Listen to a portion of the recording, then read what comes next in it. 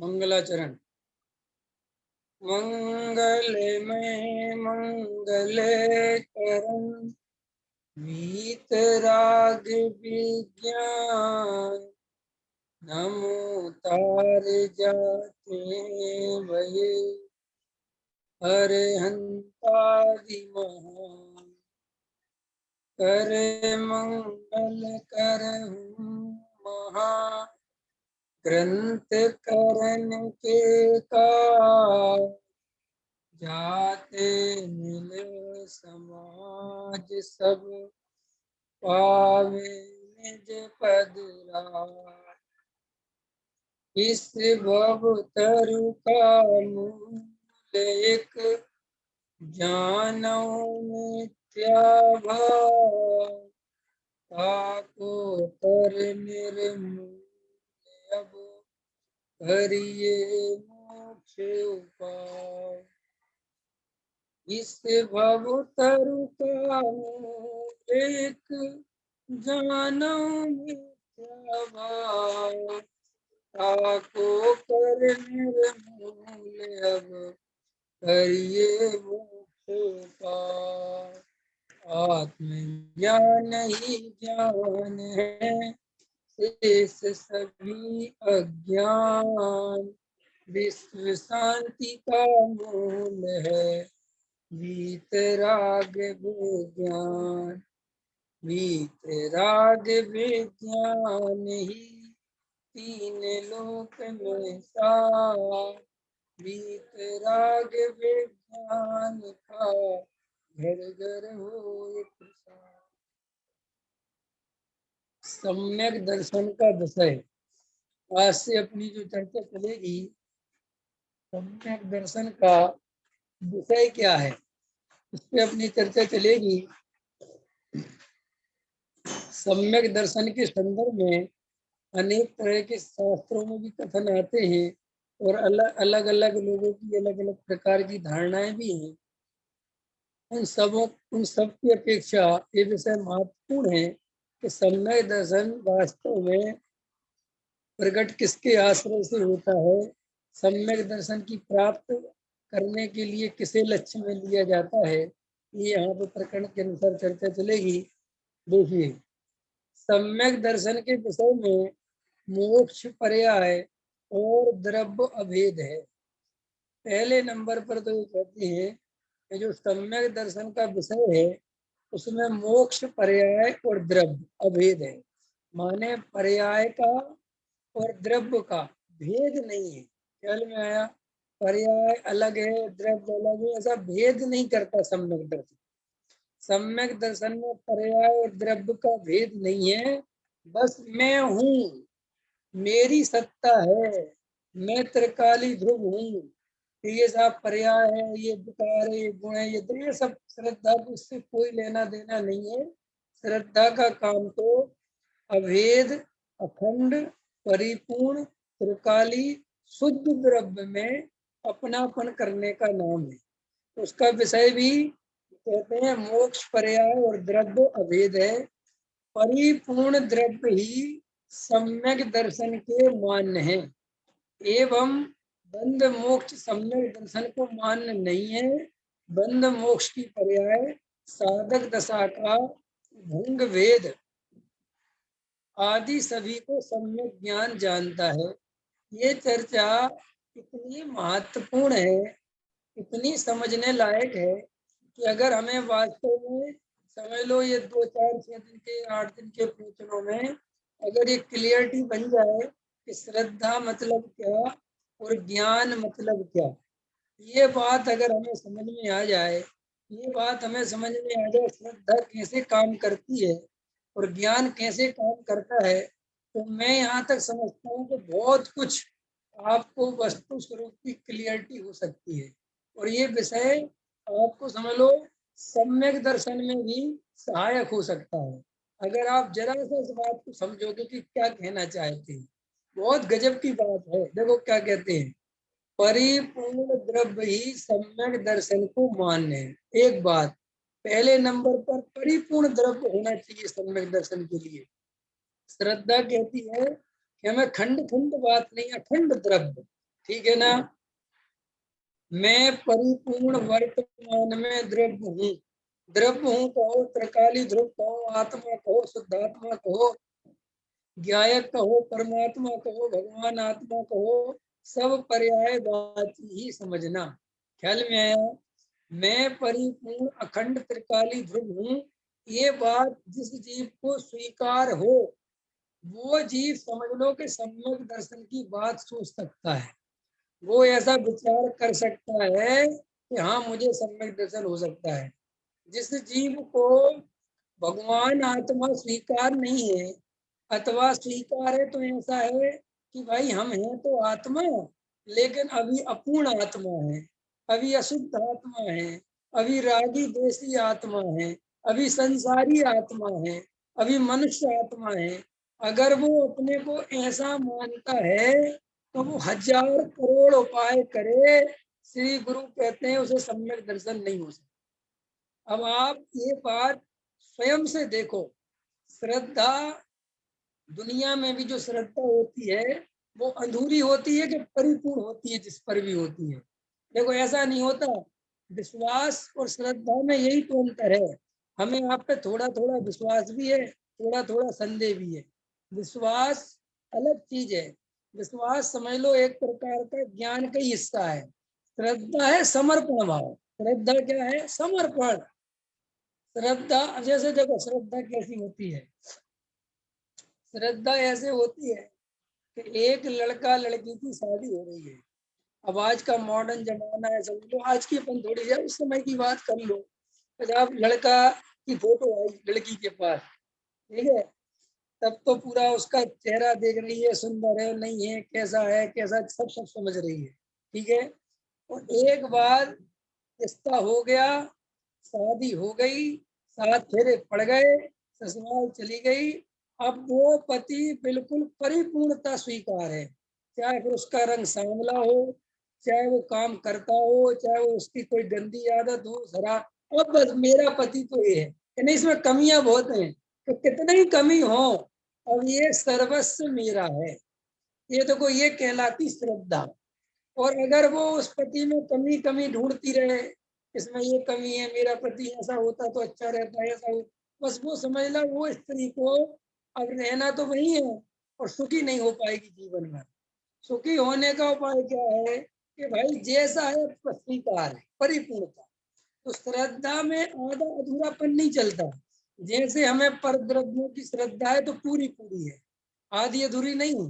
मिथ्यात्व भी पूरा होता है तो सम्यक दर्शन भी पूरा होता है। ऐसा नहीं होता कि आधा मिथ्यात्व हो जाए आधा सम्यक दर्शन हो जाए, ऐसा नहीं। तो इसलिए पहले नंबर पर मैं परिपूर्ण ज्ञान भगवान आत्मा हूँ, क्या तुम्हें ये बात स्वीकार है?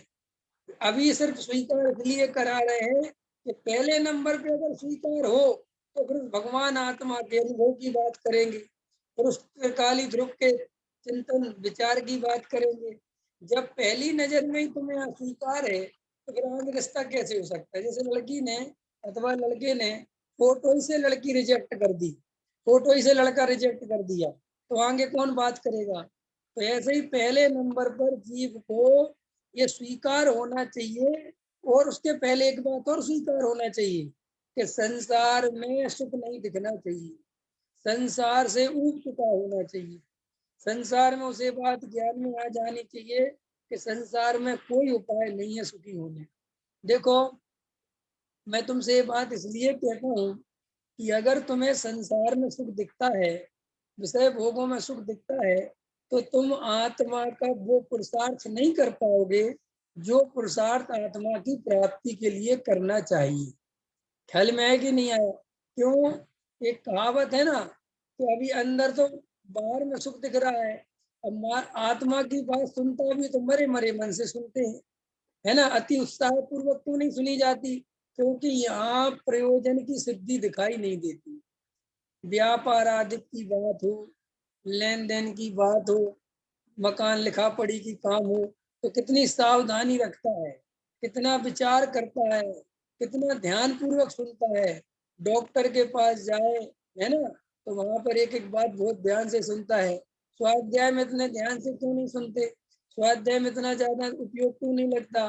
क्यों? क्योंकि यहाँ पर वैसी गरज नहीं भाषित होती, वैसी सुख दिखाई नहीं देता जैसा संसारिक कार्यों के बन जाने पर दिखाई देता है। इसलिए उनके प्रति बहुत सावधानी है। और जबकि वस्तु स्वरूप क्या है, ये 1000 दफे सिद्ध कर चुके कि 1000 काम बन जाए हमारे तुम्हारे, उनसे हमारा सुख का कोई शाश्वत संबंध नहीं है। आप अपने मन का महल बना लेना, गारंटी से कुछ दिन बाद वो महल में सुख दिखाई नहीं देगा। आपको लगेगा कुछ नहीं है, बहुत कमियां हैं, ये कमी है, और गारंटी से दूर के महल फिर अच्छे लगने लगेंगे। तो अपने यहाँ कहावत है ना, दूर के ढोल सुहावने लगते हैं। ये संसारी हमारी सबकी यही दशा है।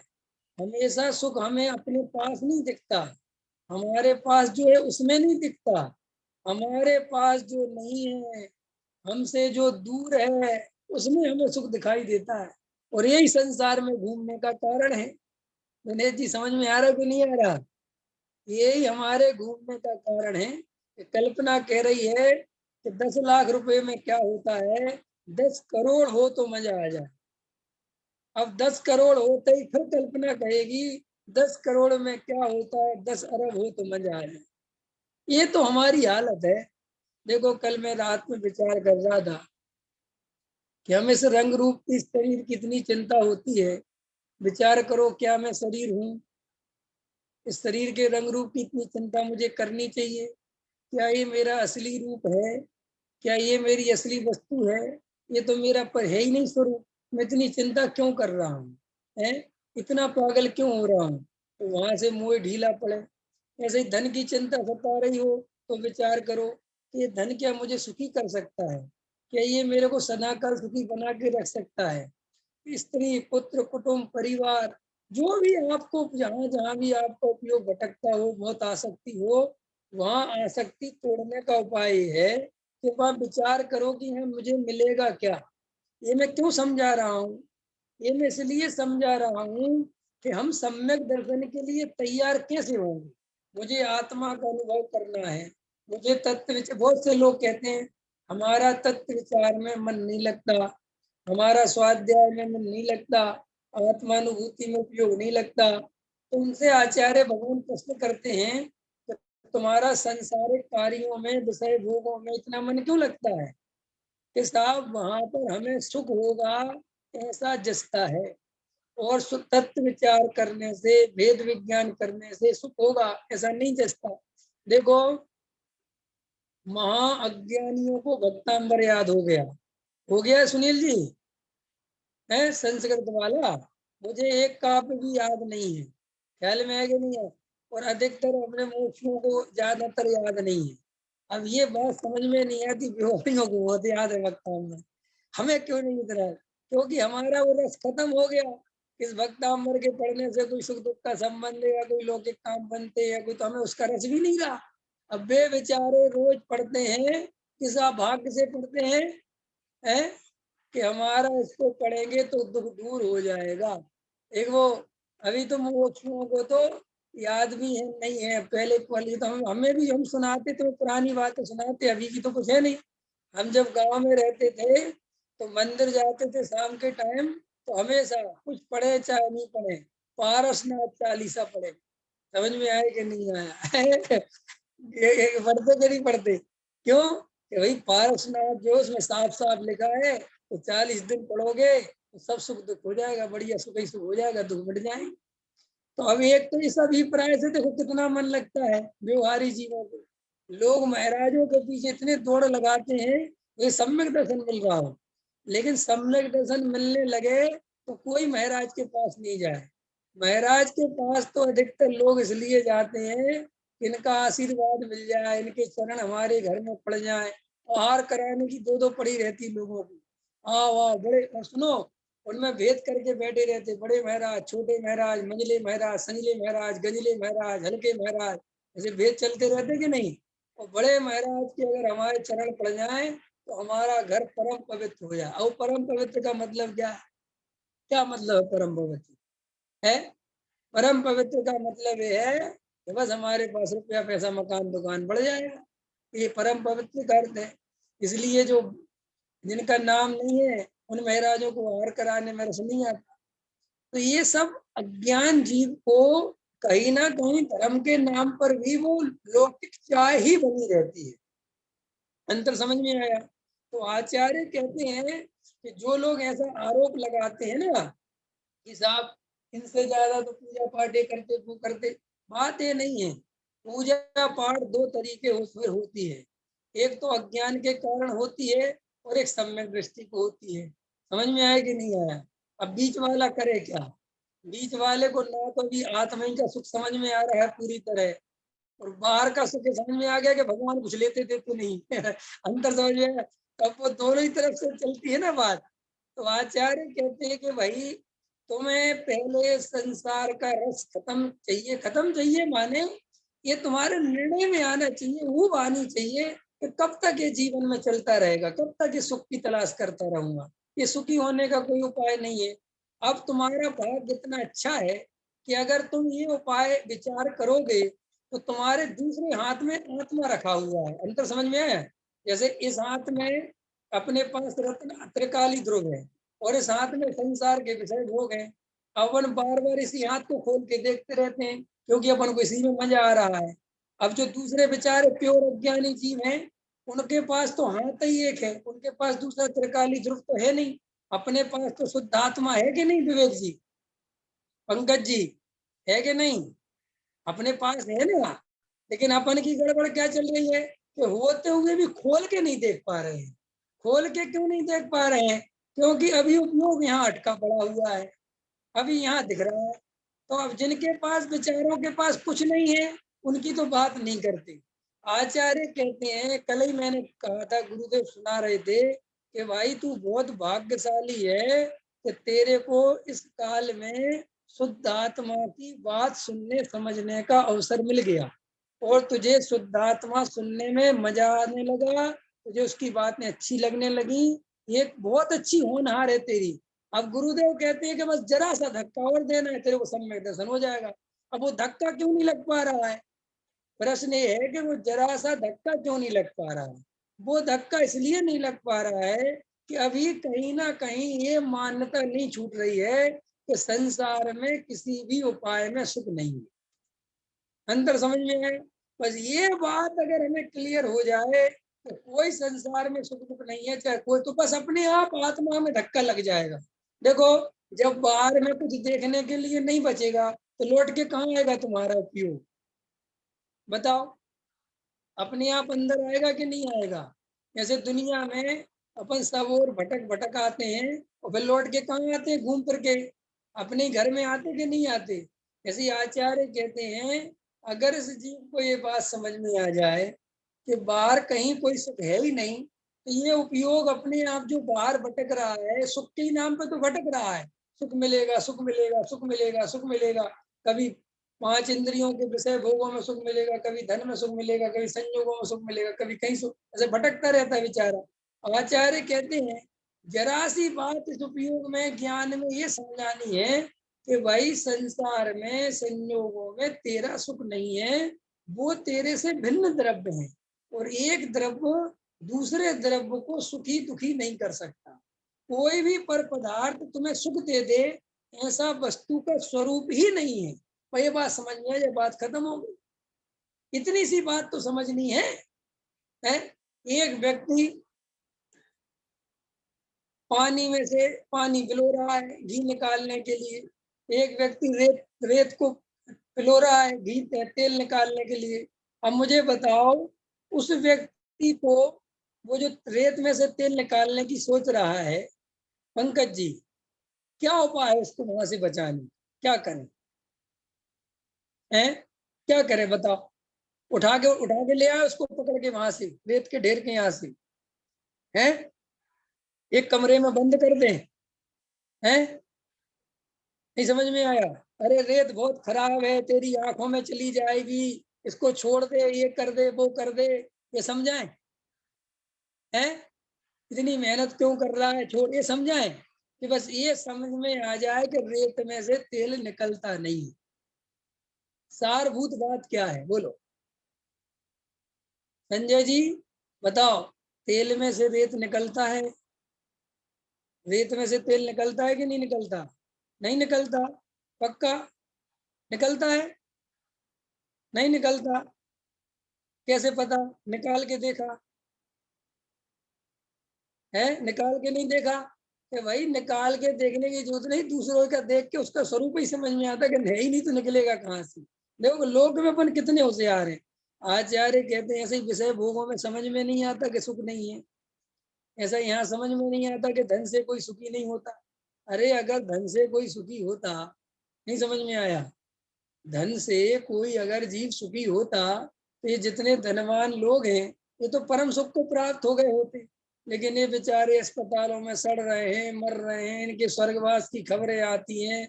न्यूज चैनल वाले रोज बताते हैं इतने करोड़ों का मालिक था मर गया, इतने अरबों रुपए का मालिक था मर गया। एक भी पैसा करोड़पति अरबपति का पैसा उसे बचा नहीं पाया, बचा पाया है? अभी किसी ने पता, ये जब रोहित सरदाना मर गया तो इसके बारे में किसी ने एक छोटा सा लेख लिखा, बहुत अच्छा था। उसने जिसने भी लिखा उसने कहा कि सब लोग कहते हैं कि साहब गरीबों को व्यवस्था नहीं मिल पाती है और ये और वो और ऐसा और वैसा, इसलिए लोग मर जाते। सबको उसमें उसमें लिखा कि रोहित सरदाना के तो बहुत अच्छे प्रतिष्ठित लोगों से संबंध थे, उसको तो अस्पताल में समय पे जगह मिल गई होगी, ख्याल में आएगी यार। उसको तो कोई पैसे की कमी नहीं थी। तो अभी आयु कर्म पूरा हुआ, ये पर्याय छोड़ने का समय आया तो 42 साल की उम्र में काम खत्म। सबके सब चीजें वहीं की वहीं रह गई। नहीं, मीडिया का आदमी था, 1 मिनट में सब कुछ व्यवस्थाएं थी। अब हम आचार्य कहते हैं कि तुम निमित्तों पे जितना दोष देना हो दो दिमाग लगा लो, लेकिन तुम कहीं ना कहीं पाओगे कि जब ये पर्याय छोड़ने का समय आता है तो सारे निमित्त रखे रहते हैं, कोई बचाने वाला नहीं है। ठीक है प्रमोद जी, रेत में से तेल निकलता है कि नहीं निकलता? नहीं निकलता। विषय भोगों में से सुख आएगा कि नहीं आएगा? जैसे रेत में निर्णय है ना, ऐसा विषय भोगों में कर लो तो बात बन जाएगी। ख्याल में आया कि नहीं आया? देखो आज तक हमें सपना भी ऐसा नहीं आया सुनील जी कि तुम रेत में से तेल निकाल रहे, आया ऐसा सपना? सपने में भी वो ही आता है जो पॉसिबल है। ख्याल में आया कि नहीं आया? अजगर जंगल में हमारे पीछे पड़ सकता है, ये पॉसिबल है। लेकिन रेत में से तेल नहीं निकल सकता, ये पॉसिबल ही नहीं, सपने में भी नहीं आता हमारे। अंतर समझ में आया कि नहीं आया? गजब गजब की बात है। आचार्य कहते भाई रेत में कितनी अखंड श्रद्धा है। अच्छा विवेक जी सच बात बताओ, तो मैं 1 करोड़ रुपया दे कोई और कहे रेत में से तेल निकाल दो, बताओ स्वीकार कर लोगे कि चलो निकाल देता हूँ? क्यों? आखिर ऐसा क्यों? क्योंकि वहां तुम नियम जानते हो, वहां तुम स्वरूप जानते हो कि भाई रेत में तेल है ही नहीं, निकलेगा कैसे? आचार्य कहते ऐसे ही भाई, तुझे संसार में सुख नहीं है, एक द्रव्य दूसरे द्रव्य को सुखी नहीं कर सकता, कोई किसी का करता धरता नहीं है, तू ये शरीर से भिन्न आत्मा है, तू इस शरीर से सुखी नहीं हो सकता, पर द्रव्य से सुखी नहीं हो सकता। ये बात तुझे समझ में क्यों नहीं आती? अंतर समझ में आया कि नहीं आया? तो ये बात हमें समझनी ही पड़ेगी, तब हमारी आगे की कहानी चलेगी। क्यों? क्योंकि सीधी सी बात है ना, आत्मा का पुरुषार्थ कोई जीव क्यों करेगा? मुझे आत्मा का अतीन्द्रिय सुख चाहिए, क्यों चाहिए बताओ? शिखा जी क्यों चाहिए? हैं? अतीन्द्रिय सुख क्यों चाहिए प्रवीण जी? है प्रवीण जी क्यों चाहिए बताओ? कि भाई हमें इंद्रिय सुख समझ में आ गया कि ये कोई दमदार नहीं है, ये क्षणिक है, पराधीन है, बहुत तकलीफ दे है, और पल भर में पूरा का पूरी ताकत लग जाती है और नष्ट हो जाता है, और वापस ज्यों का त्यों फिर उतनी ताकत से फिर डिमांड बढ़ जाती है। इसलिए हमें ये, और दूसरी बात, हम इसकी व्यवस्था कब तक करते रहेंगे बताओ? सचिन जी सोचो बात, कब तक भोजन की व्यवस्था करते रहोगे भैया? कब तक करते रहोगे? कब तक सर्दी गर्मी से बचने को उपाय करते रहोगे? क्यों विवेक जी, इसी पर्याय में सर्दी गर्मी है कि और पर्यायों में भी है? सभी पर्यायों में है। अंतर समझ में आया कि नहीं आया? सब एक व्यवस्था कर, बेचारी चींटी भी अपने दाने की व्यवस्था कर रही कि नहीं कर रही है?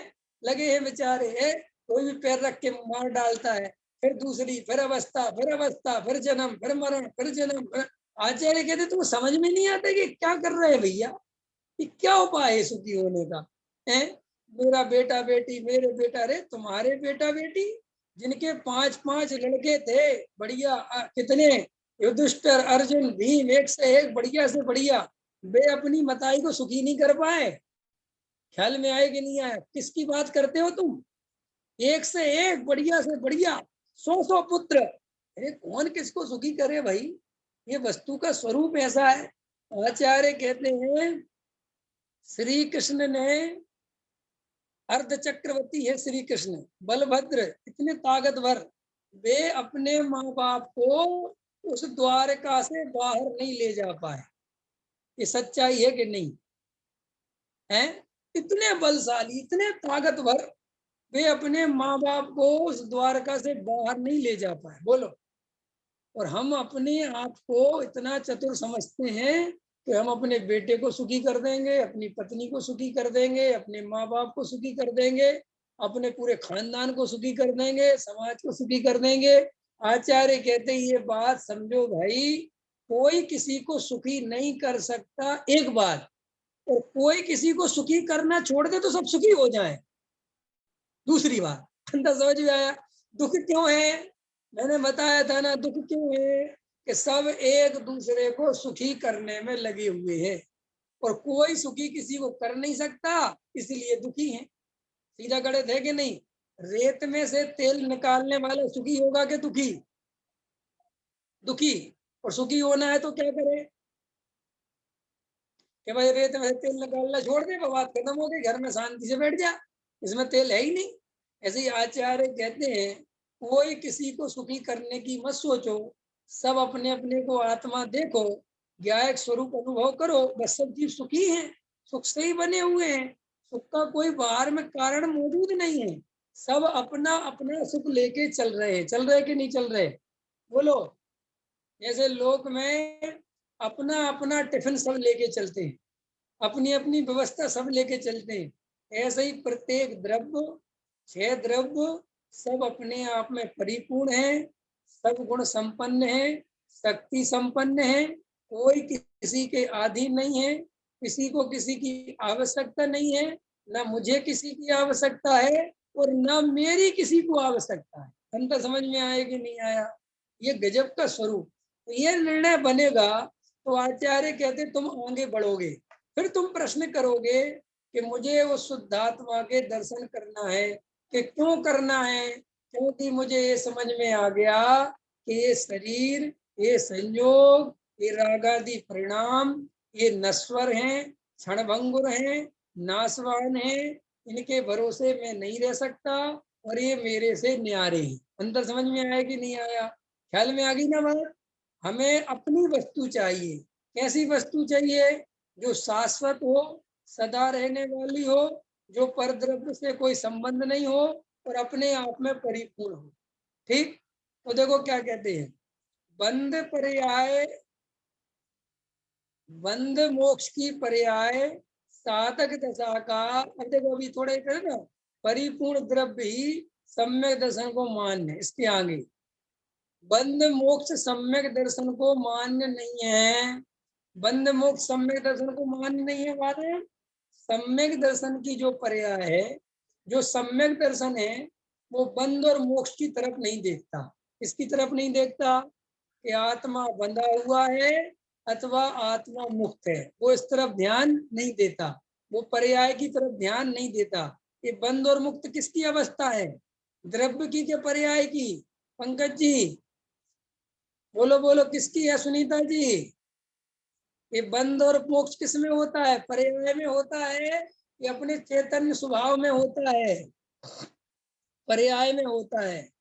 पर्याय में ही बंधन है और पर्याय में ही मुक्ति है। और श्रद्धा का अपनापन किस में है? त्रिकाली ध्रुव भगवान आत्मा में, इसी का नाम तो सम्यक दर्शन है। तो वो सम्यक दर्शन कहता है कि मुझे बंध और मोक्ष से कोई लेना देना नहीं है। अंत समझ में आया?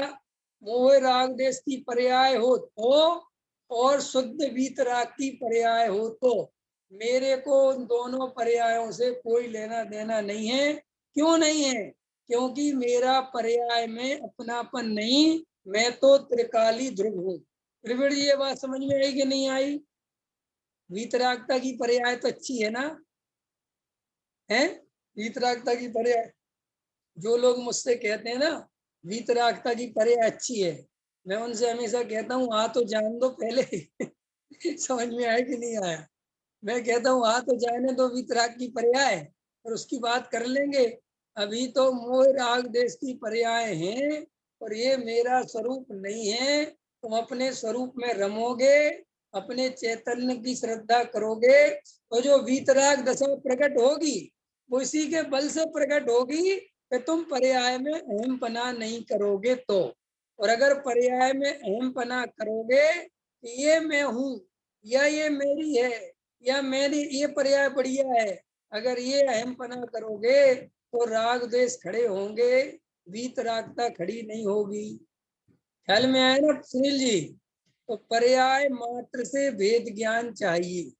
पर्याय मात्र से, कई लोग ऐसा प्रश्न करते हैं कि शुद्ध पर्याय जब है ही नहीं तो शुद्ध पर्याय से भी वेद ज्ञान क्यों कराया? इसीलिए कराया कि तुम शुद्ध पर्याय के लक्ष्य से मत अटक जाना। नहीं समझ में आया? कई लोग क्या करते हैं कि भैया शुद्ध पर्याय मिल जाए, शुद्ध पर्याय मिल जाए, हे भगवान शुद्ध पर्याय कब होगी? तो आचार्य कहते कभी नहीं होगी, क्योंकि जिसने शुद्ध पर्याय में अपनापन कर लिया उसका त्रिकाली ध्रुव से अपनापन टूट गया। अंत समझ में है? तो शुद्ध पर्याय का आश्रय नहीं करना, इसका अर्थ ये होता है कि शुद्ध पर्याय का लक्ष्य नहीं करना, तुम बने बनाए शुद्ध द्रव्य हो। अंतर ख्याल में है ना? तो ये जो लोग ऐसा प्रश्न करते हैं कि जब शुद्ध पर्याय है ही नहीं तो उसकी बात क्या उठाना? बात इसलिए उठाना, जो हमारे यहाँ समझाते हैं ना कि एक होता है प्रकट करने योग्य उपाधि और एक होता है आश्रय करने योग्य उपाधि। तो ये जो शुद्ध पर्याय हैं, वीतरागता है, सम्यक दर्शन है, सम्यक ज्ञान है, सम्यक चारित्र है, संबर निजरा है, ये सब प्रकट करने योग्य पर्याय। प्रकट करने योग्य माने ये हो जाए तो बुरी नहीं है, लेकिन ये आश्रय करने योग्य नहीं है। आश्रय करने योग्य नहीं है माने लक्ष्य करने योग्य नहीं है, अपनापन करने योग्य नहीं है, इनसे अपने को अपना मूल्यांकन नहीं करना है। ख्याल में है कि नहीं आया?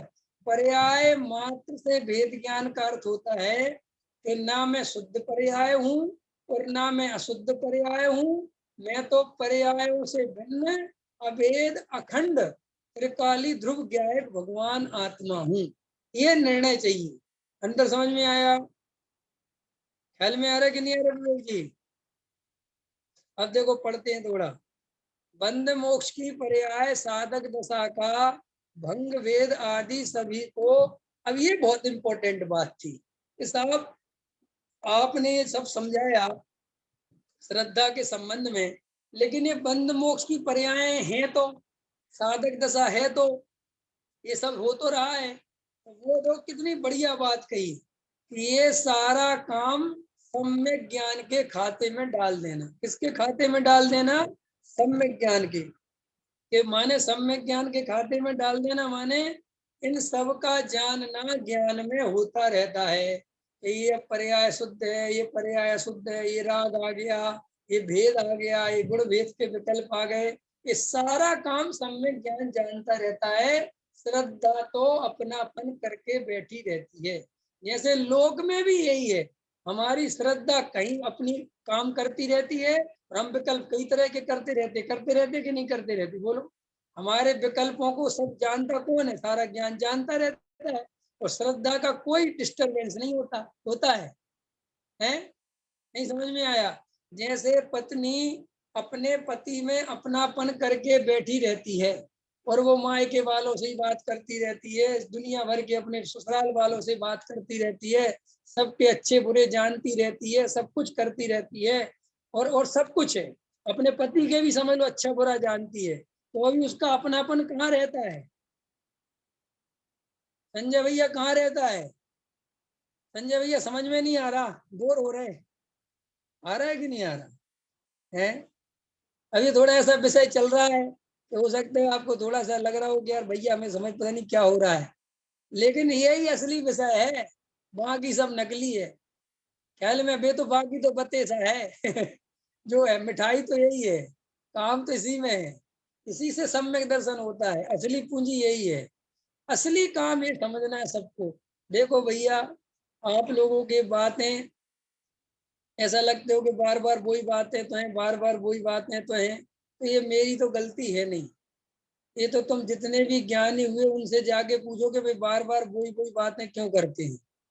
अब समझ, जब मैं तो ज्ञानियों के आश्रय से चल रहा हूँ, तो भाई मुझे भी वही वही बातें करनी है जो ज्ञानी करते हैं। क्यों?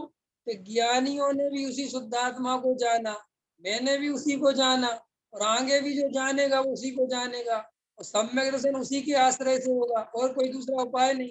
इसलिए ले दे के बार बार बात वही आएगी। और दी सीधी सी बात है, तुम डॉक्टर के पास जाओ, तो डॉक्टर तो जब तक तुम्हारी बीमारी ठीक नहीं हो जाएगी, क्यों? सही बात बताओ दिनेश जी, अपन को कोई बीमारी है, अपन डॉक्टर के पास 1 साल से इलाज कराने जा रहे हैं, कितने साल से? 1 साल। किसी किसी के तो 10 साल से जा रहे होते हैं। तो अपन डॉक्टर से नहीं कहते मैं जब भी आता हूँ आप उसी बीमारी के बारे में पूछते हो, कुछ और भी पूछ लिया करो। ऐसा कोई कहता है डॉक्टर से? क्यों डॉक्टर से और कोई कुछ क्यों नहीं कह? क्यों? कि तुम डॉक्टर के पास आए इसलिए हो, और डॉक्टर को बताने में कोई संकोच नहीं होता, और तुम्हें पूछने में कोई संकोच नहीं होता। एकदम बताते हो, हाँ ब्लड प्रेशर ऐसा चल रहा है, अब थोड़ा कम हो रहा है, अब वो दवाई 2 बार की जगह 1 बार ले रहा हूँ, पहले पूरी लेता था अब आधी ले रहा हूँ, ऐसे करते ना लोग। समझ में आया कि नहीं आया है? तो अपन को यहाँ कौन सी बीमारी है अभी वर्तमान में? कोई नहीं बताएगा, बताएगा भी कैसे? आवाज तो किसी की आती नहीं। बताओ संजय भैया, कौन सी बीमारी है? हैं? तुम्हारे ओठों से समझ जाऊंगा मैं। ठीक है, चलाओ। मिथ्यात है? मिथ्यात नहीं है? कसाय? कौन सी बीमारी है? मिथ्यात पहले नंबर की। मिथ्यात खत्म हो गया आपका? अरे यार वैसे तो बड़ी दिक्कत हो रही आपकी बीमारी मुझे लगता है कि बाद में फोन करके समझूंगा, क्योंकि भाई अधिकतर लोगों को तो मिथ्यात की बीमारी है। अब आपको भाई सम्यक दर्शन हो गया हो तो बात ठीक है, पर कोई बात ही नहीं है हाँ, चलो अगर सम्यक दर्शन हो गया हो तो फिर तुम्हारे लिए दूसरा क्वेश्चन चालू करेंगे, चारित्र की बीमारी बताइए है ख्याल में आया कि नहीं आया? तो बीमारी कौन सी है? मिथ्यात। तो जब तक मिथ्यात्व का नाश नहीं हो जाए, तब तक रात और दिन उसी उसी के बारे में समझ कि भाई हमें और कुछ नहीं समझना। हमें ना पृथ्वी का नक्शा समझना है, ना हमें चरणानुग समझना, ना हमें राजा महाराजाओं के बारे में समझना। हमें तो सिर्फ मिथ्यात्व का नाश कैसे हो, चाहे वो बात 24 घंटे ही क्यों ना सुननी पड़े, हम तो वो ही सुनेंगे। इसीलिए देखो अभी तुम्हारे सामने है, अभी किसी को एक गुरुदेव की पुस्तक दे दो तुम शोधार्थी को, जो शोध करने वाले हैं, बेपता क्या कहेंगे? पता नहीं भैया, ये बार बार वही वही तो बात कहते हैं, इसमें अलग अलग कुछ है ही नहीं। एक ही एक बार बार बार बार कभी इधर से आती है कभी उधर से आती है, कुछ नया तो कुछ है नहीं।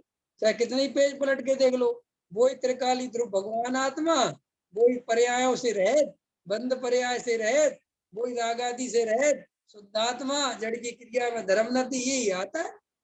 लेकिन मैं आपसे कहता हूँ, मैं कभी कभी बहुत विचार करता हूँ कि भाई साहब पूज्य गुरुदेव श्री 45 वर्षों तक इसी बात को कहते रहे, लगातार कहते रहे, लगातार कहते रहे, कभी उनको ये विकल्प नहीं आया। और धन्य थे वे श्रोता जो सुनते रहे, जिनने ये नहीं कहा कि तुम यही कहते रहते हो, हम तो थके सुन सुन के वे भी कहते रहे चलने दो चलने दो, समझ में आएगा नहीं आया है?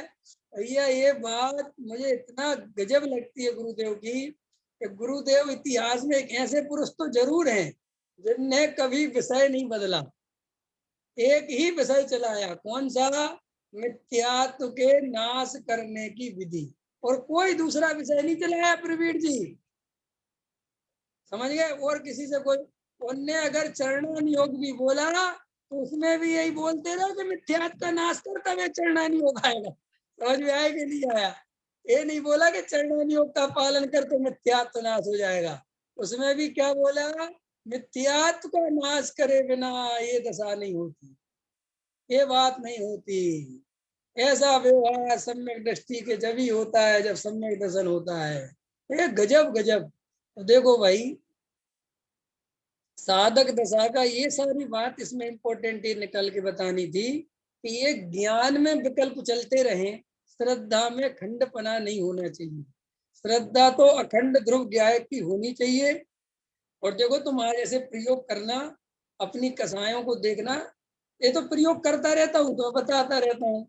शांति से बैठ के विचार करना भी, लेट लेट लेट लेट जाना तब करना कि मुझे कौन कौन सी कसाय ज्यादा चल रही है, कौन कौन सी कसाय मुझे ज्यादा अंदर परेशान करती है। एक एक कसाय को देखते जाना और विचार करना, ये जो कसाय जिसके आश्रय से हो रही है अथवा ये जो चाहती है, क्या वो मेरा स्वरूप है, क्या वो अगर वो काम वैसा हो जाएगा तो क्या मैं सुखी हो जाऊंगा। ऐसा एक एक कसाय को खदेड़ना। मैंने कल बताया था ना, आचार्य अमृत चंद देव ने, कल याद है, कल सुनील जी प्रवचन याद है कल का, कल के प्रवचन में बताया था, आप विश्वास नहीं करोगे, आप पढ़ना सर्व शुद्ध ज्ञान अधिकार, उसमें आचार्य अमृत चंद देव, सोचो बात, उस समय हाथों से लिखना और व्यवस्था कितनी कठिन थी, 148 प्रकृतियों को बाकायदा कोट करके एक एक प्रकृति को, ये इस प्रकृति की ये काम है और ये मेरा स्वरूप नहीं है, इससे एकत्व तोड़ता हूँ, ये मेरा प्रतिकरण। ऐसी 148 प्रकृतियों का बाकायदा वर्णन करते हैं। सोचो बात, एक एक प्रकृति, मेरा मन वचन काय से मेरी इस प्रकृति से कोई संबंध नहीं है, कृत कायत अनुमोदना से मैंने ऐसी ये प्रकृति नहीं करी। सोचो बात, ऐसी 148 प्रकृति से भेद ज्ञान कराया अमृतचंद्राचार्य देव ने। हाँ, 148 प्रकृति से। तो आप सब लोग अपने अंतरंग में एक एक कसायों को फैला के देखो कि क्या क्या भरी पड़ी हुई है। एक कसाय अंदर दबी पड़ी है कि पैसा आ जाए तो बढ़िया हो जाएगा, एक कसाय कह रहा है बढ़िया से बढ़िया बढ़िया मकान बन जाए तो बढ़िया हो जाएगा, एक कसाय कह रही है अच्छा सुंदर जवानी बनी रहे, सुंदरता बनी रहे, उस कसाय को चेक करो। एक कसाय कह रही है कि बढ़िया से भोजन मिल जाए, उस कसाय को चेक करो। हर कसाय के बारे में पूरा पूरा पोस्टमार्टम करो, आपको सब दिखाई दे देगा कि ये सब अज्ञानता से चल रहा है। ये शरीर की सुंदरता से मैं सुंदर नहीं हूँ भाई, ये शरीर ही मैं नहीं हूँ, तो इसमें इतना अपनापन क्या करना। ये जरा सा काला गोरा है तो इससे क्या दिमाग लगाना। एक एक का भेद ज्ञान करना, और फिर सुनो, खाली ये करना नहीं, साथ साथ अपने शुद्ध आत्मा को भी देखते जाना कि देखो इन में अपनापन है, इन सबसे मैं अपनापन तोड़ता हूँ, और इन सबका जानने वाला कौन है, वो ज्ञायक भाव, ये मैं हूँ, उसमें अपनापन स्थापित करना, सब जगह से अपनापन निकालना और उस ज्ञायक भगवान आत्मा में अपनापन स्थापित करना, वहां से अपनापन निकालना और अपने ज्ञायक भगवान आत्मा में। ऐसे ऐसे अमृतचंद आचार्य के प्रयोग है, पता है, एक एक कसाय से भेद करेंगे और पता है लिखेंगे क्या, अब मैं अपने स्वरूप में स्थित होता हूँ, वहां से भेद करेंगे और फिर कहेंगे मैं अब अपने स्वरूप में स्थित होता हूँ, फिर वेद ज्ञान करेंगे, फिर क्या करेंगे, अपने स्वरूप में स्थित होता हूँ। ऐसे तुम ये सारे शरीर और संयोगों से भेद ज्ञान करके और अपना ज्ञान भगवान आत्मा प्रकट तो है ही, प्रकट है कि नहीं, सचिन जी प्रकट है कि नहीं। कल मैंने बताया था, जिसके आश्रय से सब कुछ दिख रहा है वो अपनी सत्ता स्वयं दर्शा रहा है, क्योंकि ज्ञायक ही नहीं होता तो ये जाना किसमें जाता, अगर ये ज्ञायक ही नहीं होता तो ये सुन कौन रहा होता। इसका मतलब ये है कि ज्ञायक प्रति समय मौजूद है और मैं वो ज्ञायक हूँ, और इन कसायों के आश्रय से कोई सुख नहीं होता। ऐसा निर्णय करते हुए, वेद ज्ञान करते हुए, परिपूर्ण द्रव्य को अपने लक्ष्य में लेना, अपने को परिपूर्ण ज्ञायक अनुभव करना, ऐसी श्रद्धा करना, और ये बाकी के संकल्प विकल्पों को ज्ञान के खाते में डाल देना और श्रद्धा से कहना तू तो अपने स्वरूप में अपनापन कर, ये बाकी ज्ञान में चलने दे जो चल रहा है। बस आज से तुम्हारा ये काम वेद ज्ञान का प्रारंभ करना, तुम्हें बहुत आनंद मिलेगा, गारंटी से अनुभव की ओर ले जाए। सहजानंदी शोध स्वरूपी अविनाश